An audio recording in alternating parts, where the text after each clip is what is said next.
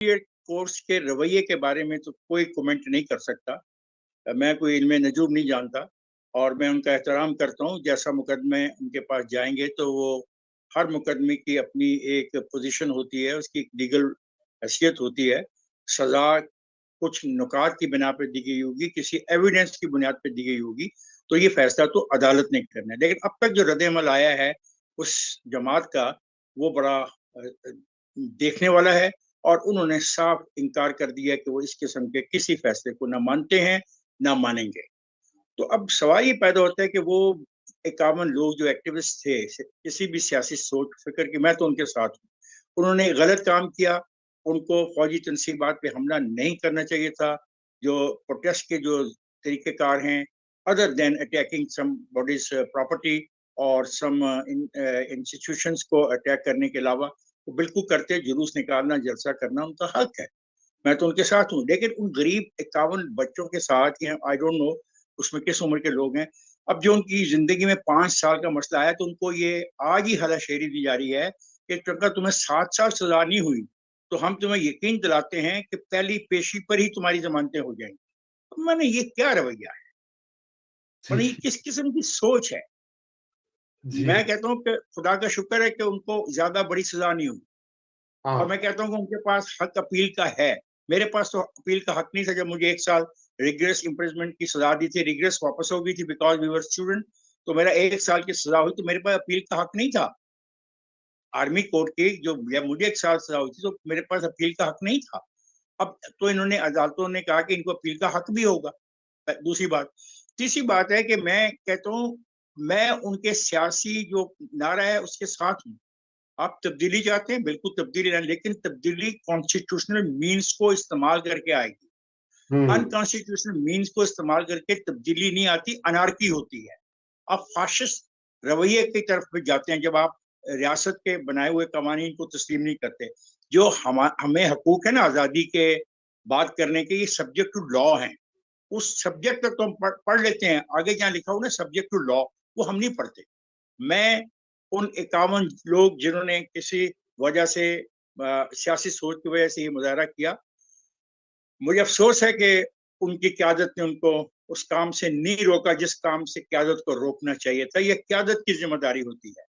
हम भी बहुत एक्टिविटी करते रहे हैं, हम भी बहुत जुलूस जैसे निकालते रहे हैं, लेकिन क्यादत की तरफ से सर्टन हमारे पे पाबंदियां होती थी कि हमने इस हद से आगे नहीं जाना।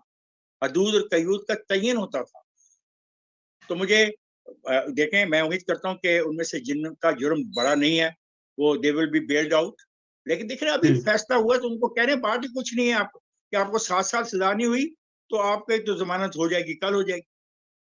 मैं ये रवैया, मैं तो इनकी सोच पे हैरान हूँ। ये इतने दिन उनकी हमायत में कोई गया भी नहीं होगा, किसी ने जेल का विजिट भी नहीं किया होगा। उन बेचारों के साथ क्या बीती होगी, उनके खानदान वालों के साथ क्या बीत रही होगी। आपको पता है, जब हम जेल चले जाते हैं तो हम आधे, हमारी फैमिली सारी मुतासर हो जाती है। तो बाप, भाई, बहन, बीवी, बच्चे जो हैं वो सब मुतासर होते हैं। कोई कहता है मैंने तारीख पे जाना है, कोई कहता है पता नहीं मेरे बच्चे को पंखा भी मिला। अल्लाह बच्चे, मेरी वालदा मरहूमा को अल्लाह ताला उनके दर्जात बुलंद करे। तो वो, मैं सिब्बी जेल में था तो उन्होंने घर के तमाम पंखे और एसी बंद करा दिए थे कि नहीं, मेरा एक बेटा जेल में है, तुम्हें कोई हक नहीं है पंखा इस्तेमाल करने का और ये इस हवा को इस्तेमाल करने का। तो माएँ ऐसे सोचती हैं। इनकी इन इन कामन की वालदा जो हैं, जो वालदैन हैं, जो फैमिलीज हैं, जो वो मुतासर हुए, उसको भी एहसास करें। मैं उन सब से कहता हूँ कि खुदा के लिए अपनी सियासत आइन और कानून के दायरे में करें। यह आपका बुनियादी हक है। जरूर अपने हकूक के लिए लड़ें, लेकिन हकूक के लिए लड़ते वक्त आप ये देखें कि आप रियासत को टक्कर ना मारें, क्योंकि रियासत बहरहाल रियासत है। जी, बिल्कुल। और वो अभी यही तो मसला पड़ा हुआ है और बन गया है। और बहरहाल जी, मैं अब ये जो आखिरी हमारा सेगमेंट है, तो मैं चाहता हूँ कि जेल में मुलाकातियों से जो इजाज़त के एसओपीज़ आपने थोड़ा-सा उसका तज़किरा किया इफ्तिखार साहब, तो ज़रा उसके ऊपर, और आपने कहा कि बाकी तमाम कैदियों को ये सहूलत मयस्सर होनी चाहिए और उन बिल्कुल। सबको भी एसओपीज़ बिल्कुल। अब ज़ाहिर-सी बात है कि वो तो ऐसी नहीं है, यहाँ पे तो स्पेशल ट्रीटमेंट वो दी जा रही है और अब ये क्लियर हो गया है, क्योंकि देखिए ना, यही बात अगर हम इसका वैसे इस तरह के मुकाबले जो है वो हर वक्त ठीक नहीं होते, लेकिन नवाज शरीफ की तो अहलिया जो थी वो बिस्तर मर्ग पर थी, और उनको उन्होंने कहा भी कि मेरी बात करवा दें फोन पे, या कोई तरीका हो जाए कि वो उनको देख सके, बिल्कुल उनके आखिरी अयाम थे उनकी जिंदगी के। तो वहां पे बिल्कुल हमने देखा एक फर्क एटीट्यूड था, अदालतों का भी, जाहिर बात है, जेलर हजरात का भी, एग्जीक्यूटिव का भी, और अब के, और मैं ये मैंने बात इसलिए उठाई है कि अभी जो कुछ हो रहा है वो कोई ये पाकिस्तान की जो बदकिस्मत तारीख है उसमें ये बार बार दोहराई जाती है बातें, लेकिन इस बार रियासत का जो है ना रवैया, वो मुनकसम है, वो मुख्तलिफ है। पहले सारे ही लगता था कि एक पेज के ऊपर उन्होंने तहैया कर लिया, अब के ऐसा नहीं लग रहा। इससे आप इत्तेफाक करते हैं इस बात से? रजा, बात यह है कि ये जो आप कहते हो ना कि रियासत मुनकसम है, ये फिक्रा उनको ताकत और तकलीफ पहुंचाता है उन इंतहा पसंद रवैयों को जिसका इजहार वो हर लम्हे कर, और वो इसको अपनी ताकत समझते हैं। ये जी अफसोसनाक है। देखें, अगर कोई चीज कहीं पे खराब है और रियासत के किसी अदारे के अंदर कोई तकसीम है सोच की, फिक्र की, तो वो उनके अंदर की है, वो सही किसी सियासी पार्टी की ताकत नहीं बन सकती और ना बननी चाहिए। सही। जुल्फिकार अली भुट्टो की फांसी के मौके पर एक दो कोर कमांडर्स ऐसे थे जो इख्तलाफ राय रखते थे, ठीक। और बाद में तारीख में मैंने देखा भी और मैंने खुद भी कुछ इंटरव्यूज किए तो मुझे समझ आई। तो क्या वो जो अंदर तकसीम थी उसका फायदा पाकिस्तान पीपल्स पार्टी को पहुंचा? जवाब है नहीं। राइट। और ना ही पाकिस्तान पीपल्स पार्टी ने उसको इस्तेमाल करने की कोशिश की। ये गलत हो जाएगा। अगर ये सोच ताकत पकड़ती है और मजबूत होती है तो ये रियासत के लिए अच्छी नहीं है। राइट। मसलन मेरे और सुप्रीम के दरमियान अगर एग्रीमेंट हो रहा है तो फिर मेरे दोस्त, मेरा ये गुजारिश है आपसे कि पाकिस्तान में 70,000 के करीब कैदी हैं तमाम जेलों के अंदर, उनको भी आप राइट। ये राइट दे। जितने राइट आपने खाने के, पीने के, ताकत के, मशीनों के, लॉन के, जो कोठरी की साइज होती है उसको चेंज करने के किए हैं, तो पहले तो मुझे सारे वो नोटिफिकेशन देखने पड़ेंगे कि ये कौन नोटिफाई कर रहा है और किस अख्तियार के जरिए जेल मैनुअल के अंदर ये तब्दीलियां की जा रही हैं। ये बड़ा बुनियादी मेरा सवाल होगा उन तमाम लोगों से जो ये रियायतें ले रहे हैं और जो ये रियायतें दे रहे हैं। ये किसी फर्द वाहिद की रियासत नहीं है। ये रियासत कवानीन के मुताबिक चलती है। If there is a jail manual, तो क्या उस जेल मैनुअल में तरमीम की जा रही हैं? और अगर की जा रही हैं तो क्या वो गवर्नर के ऑर्डर से की जा रही हैं या किसके ऑर्डर से की जा रही हैं, और उनके नोटिफिकेशंस कहाँ हैं? अगर जी जेल का तयन किया गया, जेल क्या होती है? अगर कोठरी का तयन किया गया, कोठरी क्या होती है? अगर बैरक का जेल मैनुअल में तयन किया गया, बैरक क्या होती है? अगर जेल मैनुअल में ये तयन किया गया है कि ए क्लास कैदी को क्या देना है, बी क्लास कैदी को क्या देना है, सी क्लास कैदी को क्या देना है, कितना खाना देना है, कितनी खुराक देनी है, उसका वजन तक उसमें तहरीर है। जी तो हाँ। ऐसा मजाक तो न करो। जब हम इस किस्म के सवाल करते हैं तो अभी एक लंबी चौड़ी गालियों की फहरिस्त मैं वसूल कर लूंगा, लेकिन उन लोगों को समझाने की जरूरत है। जेल मैनुअल में हर चीज का तयन है। एक क्लास कैदी है और उसकी शराइत है कि एक क्लास किसको दी जाएगी। अगर उनको एक क्लास मिल गई तो अच्छी बात है, मैं उसके मुखालफत नहीं कर रहा, लेकिन मैं ये कह रहा हूँ कि जो रियायतें उनको दे रहे हो फिर वैसी रियायतें बाकी उन कैदियों को भी दो जो उसी किस्म के जुराइम में मुलवस है। ठीक। फिर तमाम पाकिस्तान में एक काम करो ना। जी हाँ। ये तो बिल्कुल। गलत है।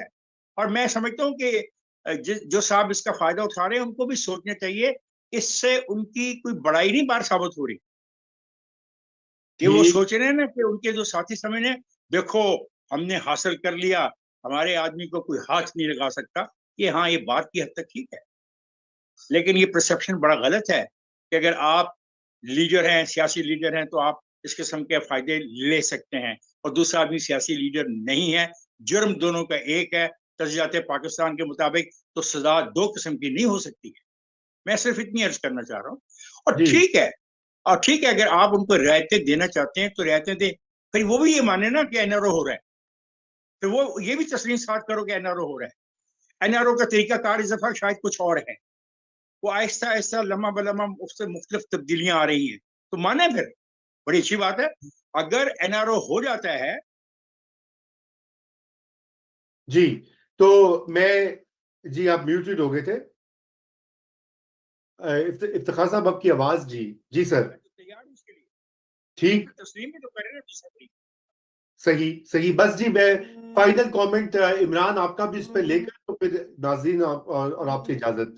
जी देखें, अपना रजा साहब जो इफ्तिखार साहब ने बयान कर दिया उसके बाद तो कुछ कहने की जरूरत नहीं, लेकिन ये जो वायदा तय पाया है जेल हुकाम के माबैन और इमरान खान के माबैन, इससे आपके लिए मेरे ख्याल से खुशखबरी है कि अगर आप चाहें तो उमैर न्याजी के साथ या फिर मरवत साहब के साथ या फिर बैरिस्टर गौहर के साथ रब्ता करके आप जाके इमरान खान के साथ जेल में मुलाकात कर सकते हैं। आपके लिए तो नेक शगुन है इस मायदे में। जी नहीं नहीं, मुझे एक बात जाननी है। देखिए, क्या जेल मैनुअल में ये तमाम तरमीम नोटिफाई हो रही हैं मेरे दोस्त? ये मुझे आपसे पूछना है। नहीं, नोटिफाई नहीं हुई इफ्तिखार साहब, बात यह है इसमें तरमीम तो शायद उस तरीके से ना की जा रही हो, लेकिन जो ये मुआहिदा हुआ है वो इस चीज की अकास है कि जो इस्लामाबाद हाई कोर्ट में वो 6 जज साहबान जो कि खत लिखने वालों में शामिल हैं, जिन्होंने उस खत पे सिग्नेचर की है, उनके बहुत सारे अहकामात हैं, उनके बहुत सारे अहकामात हैं जिसकी रोशनी में या जिसके नीचे ये सब कुछ किया गया है। वो नहीं सर, जेल क्या हुकाम क्या आगे हाई मेरे कोर्ट में दोस्त बताते रहे, हाई मेरे कोर्ट दोस्त में क्या हाई बताते रहे। कोर्ट मेरे दोस्त क्या हाई कोर्ट जेल मैनुअल से बालातर होकर फैसले कर सकता है? नहीं। बिल्कुल नहीं कर सकता, यही तो सवाल है ना इफ्तिखार साहब। अदालत में इस किस्म की बातें होती हैं, इस किस्म के ऑर्डर हो जाते हैं कि इंसान उनको सुन के, उनको पढ़ के हैरान रह जाता है। अभी आप देखें ना कि इमरान खान साहब की जो स्पीच है साइफर केस में, अभी फैसला होना है उसका इस्लामाबाद हाई कोर्ट में। इस्लामाबाद हाई कोर्ट में अपील जेर समात है, लेकिन उस साइफर केस में इमरान खान साहब की अपील पर समात के दौरान जज साहब ने ऑब्जर्वेशन दे दी कि ये तो सियासी तकरीर थी। अभी आपने फैसला करना है, आप पहले कह रहे हैं कि ये सियासी तकरीर थी। क्या इस मुल्क में जो आर्टिकल 19 का जिक्र हो रहा था, इफ्तिखार साहब, आर्टिकल 90 का आपने 19 का जिक्र किया, उसमें आजादी राय तो है, लेकिन वो जहां पे आपने कहा कि वो सब्जेक्ट टू द लॉ का जब जिक्र आता है उसके आगे हम पढ़ते नहीं है।